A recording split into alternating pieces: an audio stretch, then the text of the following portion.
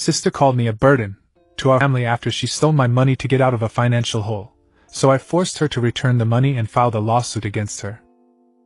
Family dinners at my parents' house were always a chaotic mix of opinions, laughter, and the occasional tension. That Sunday, the air felt heavier than usual, but I chalked it up to nothing more than my own discomfort. My sister, Jessica, sat across the table, uncharacteristically quiet, her boyfriend, Kyle, by her side. Jessica had always been the more outspoken one, so her subdued demeanor was a rare sight. I noticed that she'd recently gotten a new phone, top of the line, better than anything I could afford. It struck me as odd, since she'd been complaining about financial difficulties just a few weeks ago. I had no idea that this dinner would turn into a public spectacle. We were halfway through the meal when Kyle, oblivious to the undercurrents, casually asked, "Hey, has anyone seen Jessica's old cell phone? She won't shut up about this new one." The table fell silent, forks floating in the air. Jessica looked up, her face instantly flushed. I felt my stomach twist instinct, I guess. She laughed, a little too casually, and said, "Oh yeah? It's gone. I got rid of it. Had to upgrade, you know?" Mom raised an eyebrow. "I thought you were broke." Jessica shrugged. "It's taken care of now.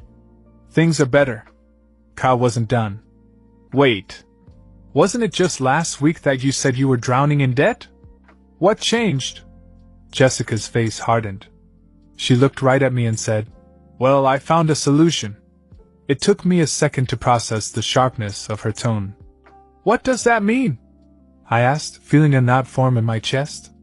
She smiled, like it was all a joke. "I mean, you didn't use the money in your savings account, did you? That car you're saving for can wait." The room froze. My money.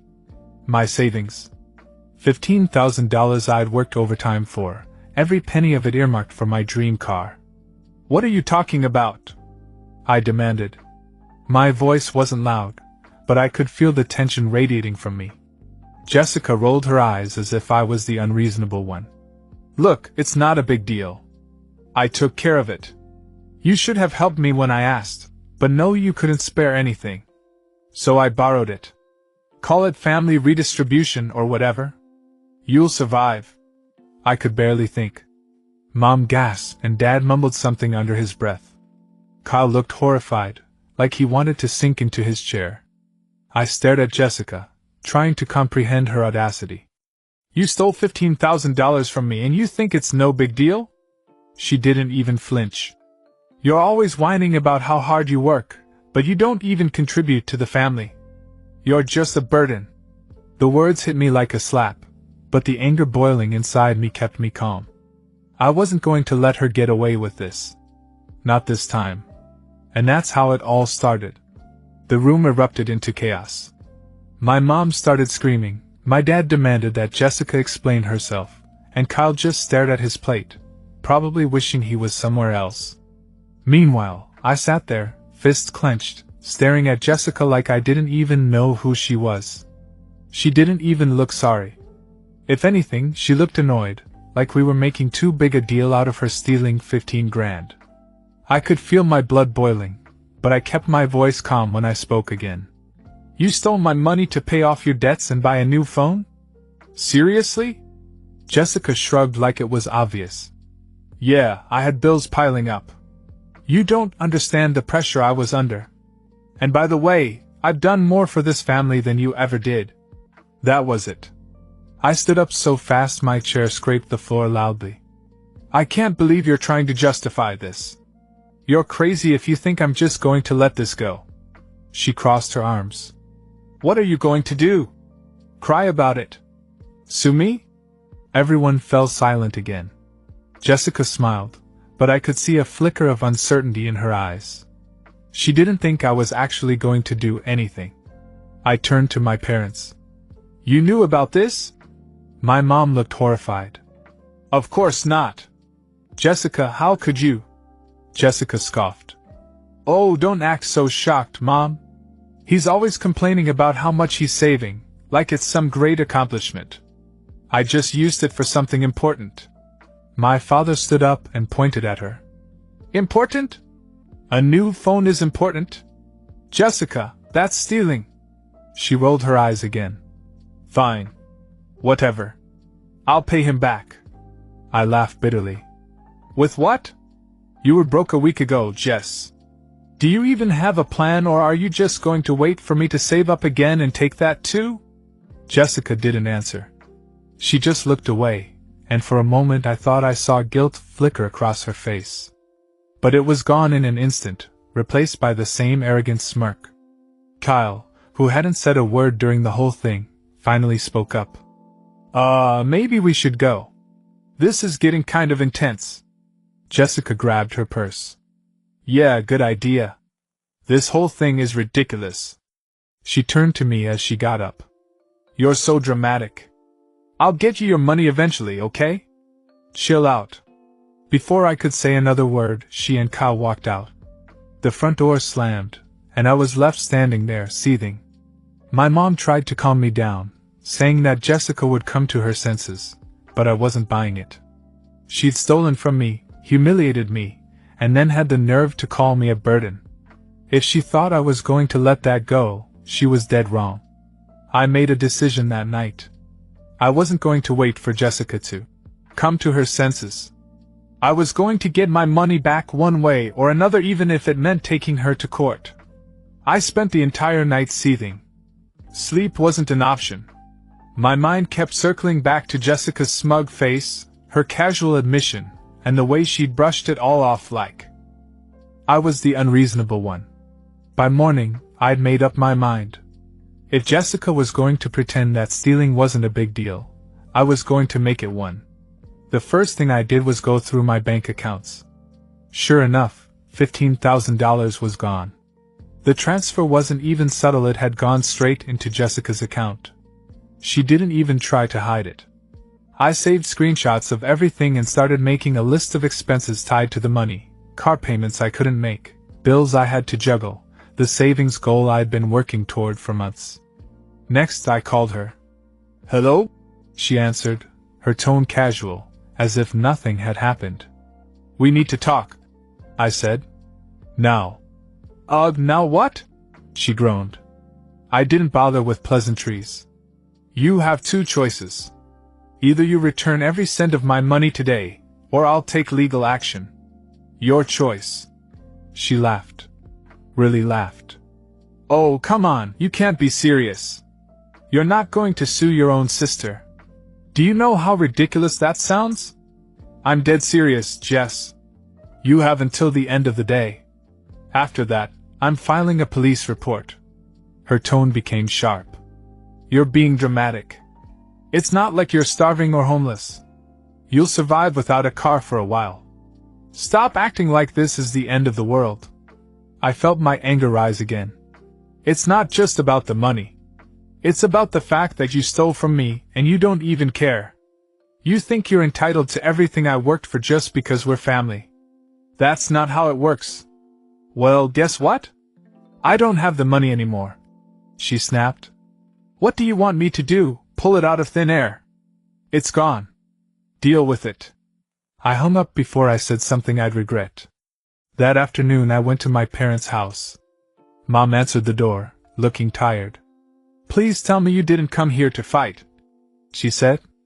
I'm here to tell you I'm pressing charges, I replied. Mom's face fell. Pressing charges? Against your sister? Are you sure you want to do that? She made a mistake, but she didn't make a mistake. She made a choice, I interrupted. She's not sorry, and she has no intention of paying me back. If I let her get away with it once, what's to stop her from doing it again? My dad joined us in the living room and shook his head. I can't believe she would do such a thing. But maybe we can figure out a way to fix this without the police getting involved. I've already given her a chance, I said.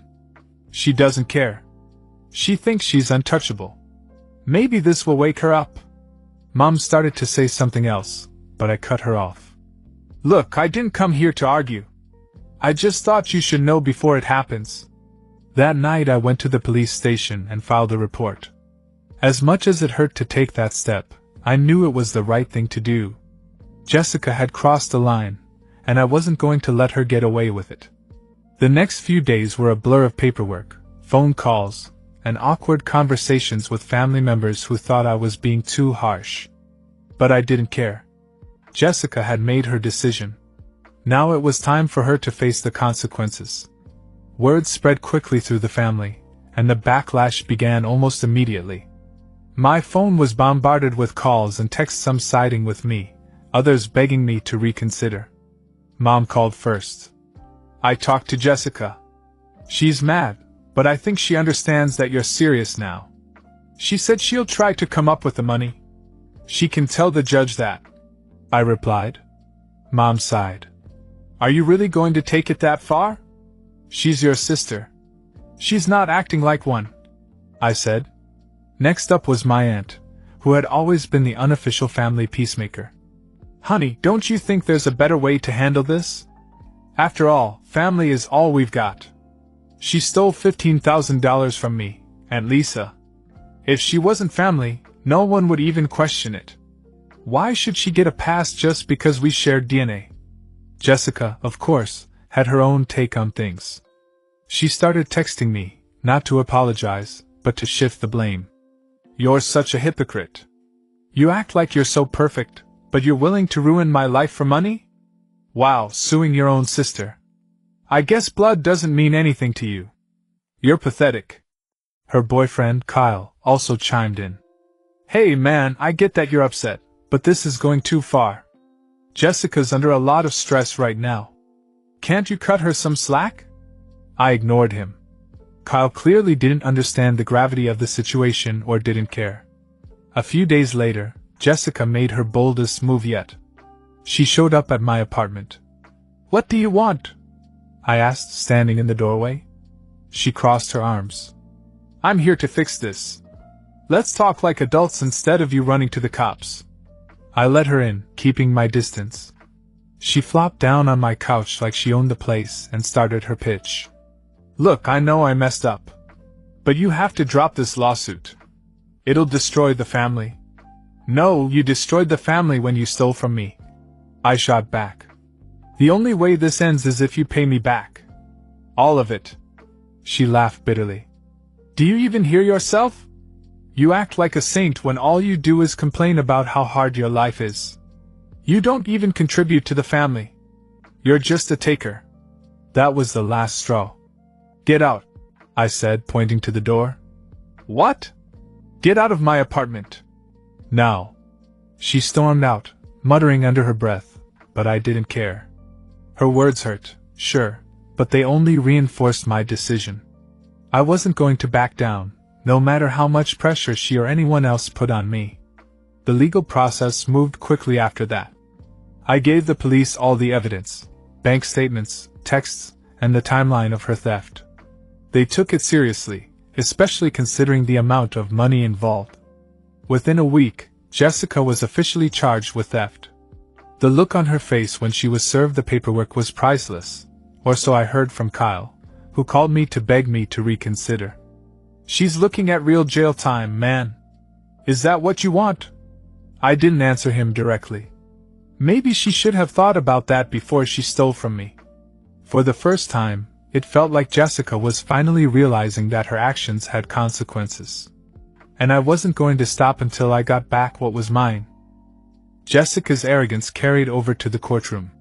She pleaded not guilty, claiming the situation was just a family misunderstanding. Her lawyer argued that she had intended to pay me back, but the evidence was incontrovertible.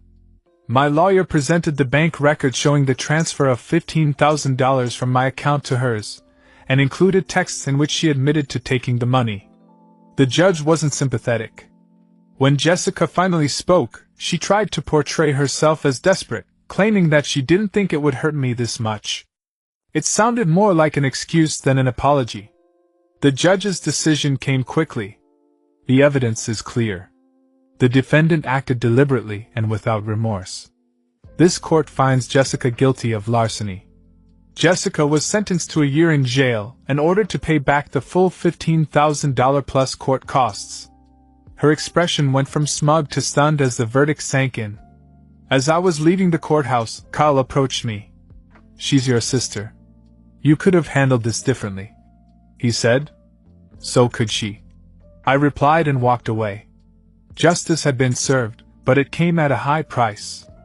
The aftermath of the trial was immediate and messy. Jessica's conviction sent shock waves through the family, and everyone seemed to have an opinion. Some relatives called to support me, saying I'd done the right thing. "She deserved it," said my cousin Lisa. "If she thought she could get away with it, she needs a reality check." Others weren't so kind. My aunt practically scolded me over the phone.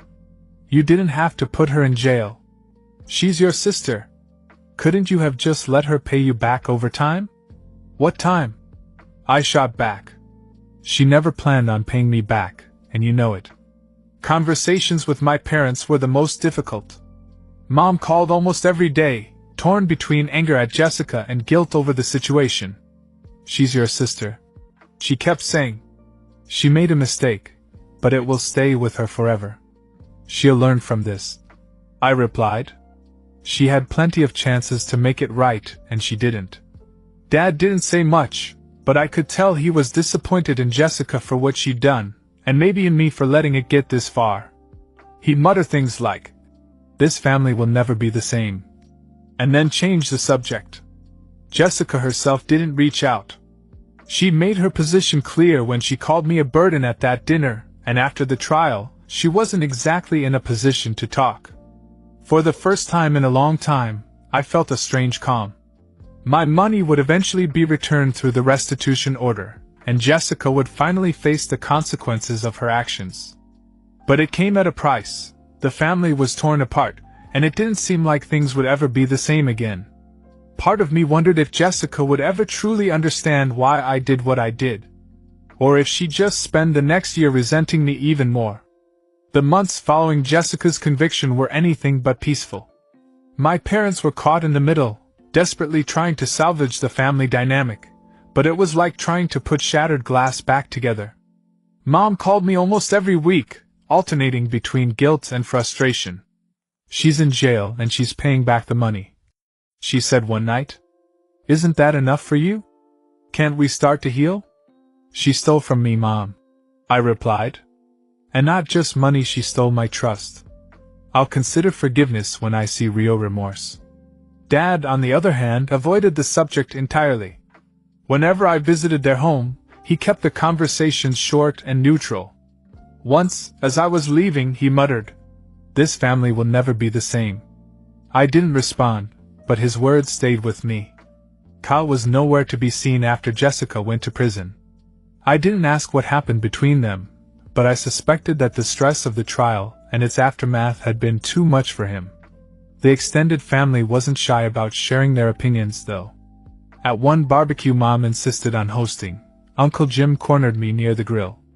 "Look, I understand why you're upset, but she's your sister. Family fights, sure, but jail? Come on. That's too far. She didn't just fight with me," I shot back. "She stole $15,000. If she wasn't my sister, no one would question that. Why does being family make it okay?" "It's not okay," he admitted, "but this could have been handled privately. You didn't have to drag her through the courts." "Privately?" I asked incredulously. "I gave her a chance, Jim. She didn't care. She called me a burden, for God's sake." He sighed and shook his head. "I just hope it was worth it."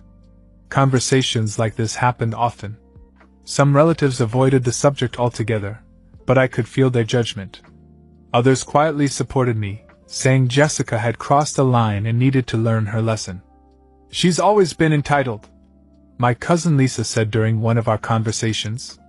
"You did the right thing, even if nobody wants to admit it." The worst part was how alone I felt. I'd fought to get my money back and protect myself, but I'd torn the family apart in the process. Jessica hadn't just stolen money, she had stolen the peace we once had as a family. I didn't hate her, though. That was the strange part. I was angry, sure, but there were moments when I remembered the sister I'd grown up with, the one who'd sneak me extra cookies when we were kids or cover for me when I broke something. Those memories made it harder, not easier. Still, every time I wavered I remembered that dinner, her smug admission, the way she dismissed my hard work, and the audacity to call me a burden. She'd burned the bridge, not me. Mom kept urging me to visit her in prison. "Maybe if the two of you just talked," she said one day, her voice trailing off. "I'll think about it." I lied, knowing I wasn't ready. The family wasn't the same, and I didn't know if it ever would be. But one thing was clear, I'd drawn my line, and for once, I wasn't the one crossing it.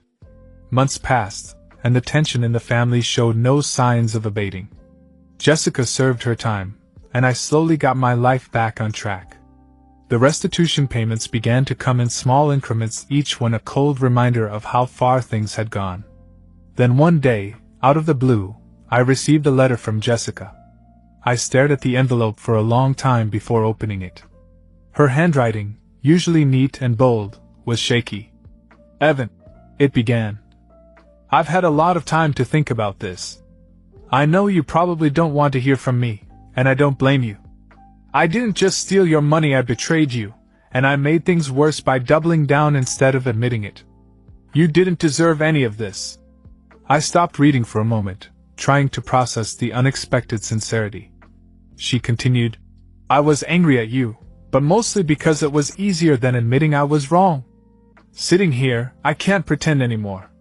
You were right to stand up for yourself. I was selfish and I hurt you. I'm sorry. I don't expect forgiveness, but I had to say it." I read the letter twice, then folded it and set it aside. Her words felt genuine, but I didn't know what to do with them. A week later, Mom called.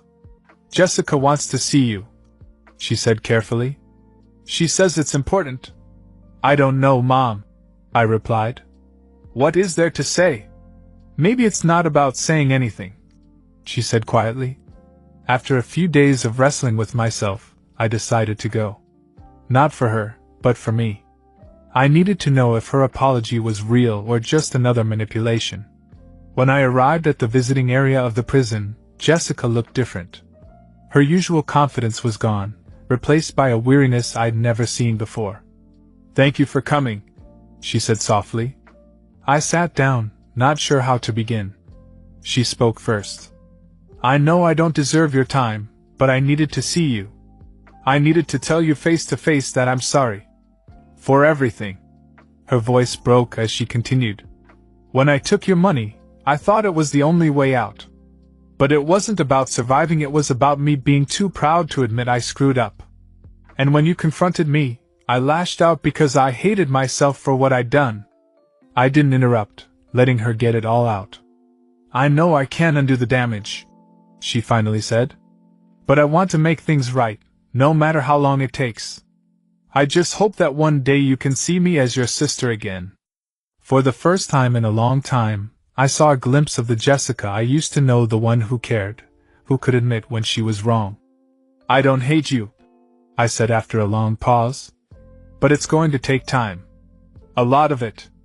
This didn't just break my trust, it broke the family." "I know," she said. "I'll work to fix it. I promise." I left that day feeling lighter, though far from healed. Her apology didn't erase what she'd done, but it was a start. The road to forgiveness wouldn't be easy, but for the first time, I felt like it was possible. Jessica still had a long way to go, but at least she was taking the first steps. And that was enough for me. Stormkeeper, weirdly, that's a really concise poppy song, love twist. I'm not crazy, and Kissing to Be Clever. Kissing to Be Clever, which was a demo, that's got a lot of lyrics in it, and every night I'm like, will I remember them? But I've been on point every night. It is a really, because it was written before I really learned to structure a song. I didn't really know about intro, verse, bridge, B section, whatever. I was a bit like, oh, just keep going, So I was a bit like Bob Dylan. I just kept writing verses.